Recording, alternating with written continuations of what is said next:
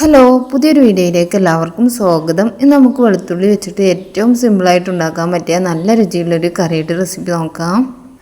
ഈ ഒരു കറി ഉണ്ടാക്കാനായിട്ട് നമുക്ക് വെറും 2 ഇൻഗ്രീഡിയൻസ് മാത്രമേ ആവശ്യമായിട്ടുള്ളൂ. എന്നാൽ കഴിക്കാനായിട്ട് നല്ല സൂപ്പർ ടേസ്റ്റിയാണ്. ഇത് നമുക്ക് ചോറിനും ദോശ, ഇഡ്ഡലി എന്തിൻ്റെ കൂടെ വേണമെങ്കിലും സൈഡ് ഡിഷായിട്ട് ഉപയോഗിക്കാൻ പറ്റിയ നല്ല രുചിയുള്ളൊരു കറിയാണിത്. എങ്കിൽ നമുക്ക് നേരെ റെസിപ്പിയിലേക്ക് പോകാം. നിങ്ങൾ ആദ്യമായിട്ടാണ് ഈ ചാനൽ കാണുന്നതെങ്കിലും സബ്സ്ക്രൈബ് ചെയ്ത് സപ്പോർട്ട് ചെയ്യണേ.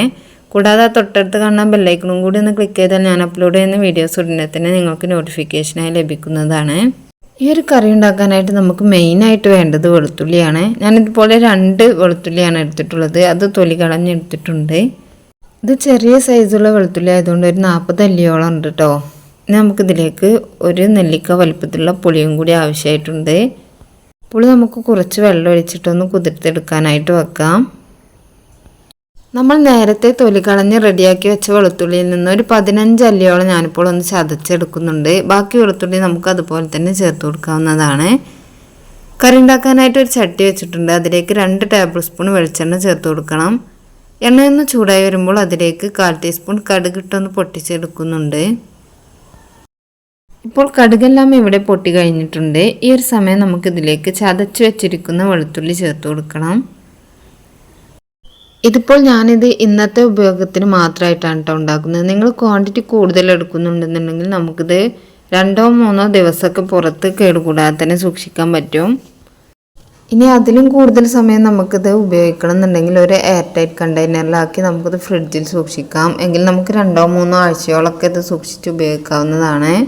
വെളുത്തുള്ളി ചതച്ചതൊന്ന് വഴറ്റിയതിന് ശേഷം നമുക്ക് ചതക്കാതെ വെച്ചിരിക്കുന്ന വെളുത്തുള്ളിയും കൂടി അതിലേക്ക് ചേർത്ത് കൊടുക്കാം. ഇനി ഇത് രണ്ടും കൂടി നന്നായിട്ടൊന്ന് വഴറ്റിയെടുക്കണം. ഒന്ന് കളറ് മാറി വരുന്നവരെ നമുക്കിതൊന്ന് വഴറ്റിയെടുക്കാം. ഇപ്പോൾ വെളുത്തുള്ളിയുടെ നിറമെല്ലാം ഒന്ന് മാറി വന്നിട്ടുണ്ട്. ഈ ഒരു സമയം നമുക്കിതിലേക്ക് പൊടികൾ ചേർത്ത് കൊടുക്കാം. 1/4 ടീസ്പൂൺ മഞ്ഞൾപ്പൊടി, എരിവുള്ള മുളക് പൊടി 1 ടേബിൾ സ്പൂണാണ് ചേർത്ത് കൊടുക്കുന്നത്. നിങ്ങൾക്ക് വേണമെന്നുണ്ടെങ്കിൽ കാശ്മീർ ചില്ലിയും ഇതിലേക്ക് ചേർത്ത് കൊടുക്കാവുന്നതാണ്. ഞാനിപ്പോൾ എരിവുള്ള മുളക് പൊടി മാത്രമാണ് ചേർത്ത് കൊടുത്തിട്ടുള്ളത്. നിങ്ങൾക്ക് 1/2 ടേബിൾ സ്പൂൺ എരിവുള്ള മുളക് പൊടിയും 1/2 ടേബിൾ സ്പൂൺ കാശ്മീർ ചില്ലി വേണമെങ്കിൽ അങ്ങനെയും ചേർത്ത് കൊടുക്കാവുന്നതാണ്.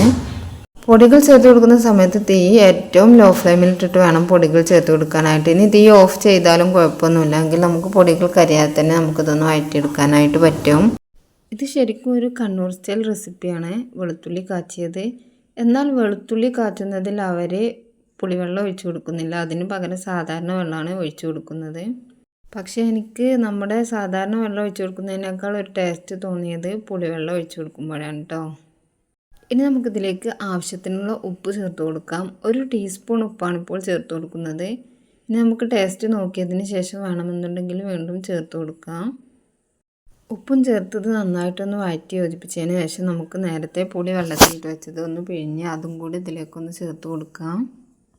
ഞാനിതിലേക്കൊരു 1/2 കപ്പ് വെള്ളമാണ് കേട്ടോ ഒഴിച്ചെടുത്തിട്ടുള്ളത്, പുളിവെള്ളം. ഇനി നന്നായിട്ടൊന്ന് മിക്സ് ചെയ്ത് യോജിപ്പിച്ചതിന് ശേഷം നമുക്കിതിലേക്കൊരു 1/4 കപ്പ് വെള്ളം കൂടി, അങ്ങനെ മൊത്തത്തിലൊരു 3/4 കപ്പ് വെള്ളമാണ് കേട്ടോ ഒഴിച്ച് കൊടുക്കുന്നത്. ഇനി ഇത് നന്നായിട്ടൊന്ന് തിളപ്പിച്ചൊന്ന് വറ്റി കുറുകിയെടുക്കണം. അപ്പോഴേക്കും നമ്മുടെ വെളുത്തുള്ളിയെല്ലാം നന്നായിട്ടൊന്ന് വെന്ത് കറിയെല്ലാം ഒന്ന് കുറുകി നല്ല രുചിയുള്ളൊരു കറിയായിട്ട് മാറും ഇത്. ഈ ഒരു കറി ഉണ്ടെങ്കിൽ നമുക്ക് ചോറ് എത്ര കഴിച്ചാലും മതിയാവില്ല, അത്രയും ടേസ്റ്റാണ് ഇതിന്. ഇനി നിങ്ങൾക്ക് പുളിവെള്ളത്തിന് പകരം പച്ചവെള്ളം വേണമെങ്കിൽ ഒഴിച്ച് അങ്ങനെ ഉണ്ടാക്കിയെടുക്കും കേട്ടോ. അതും നല്ല ടേസ്റ്റ് ആയിരിക്കും കഴിക്കാനായിട്ട്. പക്ഷേ എനിക്ക് കുറച്ചും കൂടി ഒരു ഇഷ്ടമായി തോന്നിയത് പുളിവെള്ളം ഒഴിച്ച് കൊടുക്കുമ്പോഴാണ്. ഇപ്പോൾ ഇതിലെ വെള്ളമെല്ലാം വറ്റിയൊരു തിക്ക് ഗ്രേവിയായി മാറിയിട്ടുണ്ട്. ഈ ഒരു സമയം ഇതിലേക്കൊരു 1/4 ടീസ്പൂൺ പഞ്ചസാരയും കൂടി ഒന്ന് ചേർത്ത് കൊടുക്കുന്നുണ്ട്. പഞ്ചസാര തികച്ചും ഓപ്ഷണലാണ് കേട്ടോ. വേണമെന്നുണ്ടെങ്കിൽ മാത്രം ചേർത്ത് കൊടുത്താൽ മതി. നമ്മുടെ എരിവും പുളിയും ഉപ്പും എല്ലാം ഒന്ന് ബാലൻസ് ചെയ്ത് വരാനായിട്ടാണ് പഞ്ചസാര ചേർത്ത് കൊടുത്തിട്ടുള്ളത്. ഇതാ കണ്ടില്ല, നമ്മുടെ വളരെ രുചികരമായിട്ടുള്ള വെളുത്തുള്ളി കാച്ചിയത് ഇവിടെ റെഡി ആയിട്ടുണ്ട്. എല്ലാവരും ഇതൊന്ന് ഉണ്ടാക്കി നോക്കണം. ഇത് കണ്ടില്ല, ഇതിപ്പോൾ ഇത്രയും ലൂസായിട്ടുള്ള ഒരു പരുവത്തിലാണ് ഞാൻ ഓഫാക്കിയിട്ടുള്ളത്. നിങ്ങൾക്കിനി ഇതിലേറെ ഒന്നും കൂടി തിക്കായിട്ട് വേണമെന്നുണ്ടെങ്കിൽ കുറച്ച് സമയം കൂടി ഇതൊന്ന് തിളപ്പിച്ചെടുക്കാം. അല്ലെങ്കിൽ ഇതിലേറെ കുറച്ച് ലൂസായിട്ടാണ് വേണ്ടതെന്നുണ്ടെങ്കിൽ ഇത്രയും കട്ടിയാവുന്നതിന് മുമ്പ് തന്നെ നിങ്ങൾക്ക് തീ ഓഫ് ചെയ്യാവുന്നതാണ്. ഇതിനു മുൻപ് ഞാനൊരു ഇഡ്ഡലി മാവിൻ്റെ റെസിപ്പി അപ്ലോഡ് ചെയ്തിരുന്നു. ഇഡ്ഡലിക്കും ദോശയ്ക്കും ഒരൊറ്റ മാവ് വെച്ചിട്ട് ഉണ്ടാക്കിയെടുക്കാൻ പറ്റിയ ഒരു റെസിപ്പി ആയിരുന്നു അത്. അത് കാണാത്ത ആരെങ്കിലും ഉണ്ടെങ്കിൽ ഒന്ന് പോയി കണ്ടു നോക്കണേ.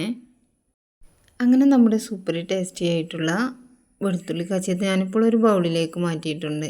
നിങ്ങളുടേത് കൂടുതലുണ്ടെന്നുണ്ടെങ്കിൽ ഇതൊരു എയർ ടൈറ്റ് കണ്ടെയ്നറിലേക്ക് മാറ്റിക്കൊണ്ടു. എന്നിട്ട് നന്നായിട്ടൊന്ന് അടച്ചു വെച്ചാൽ മതി.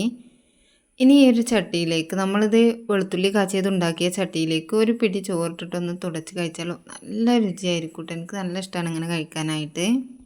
അപ്പോൾ വീഡിയോ ഇഷ്ടമായിട്ടുണ്ടെങ്കിൽ ലൈക്ക് ചെയ്യണം. നിങ്ങളുടെ അഭിപ്രായം കമൻ്റായിട്ട് എഴുതാൻ മറക്കരുത്. ഇനി മറ്റൊരു അടിപൊളി വീഡിയോയുമായി വീണ്ടും കാണാം. Thanks for watching.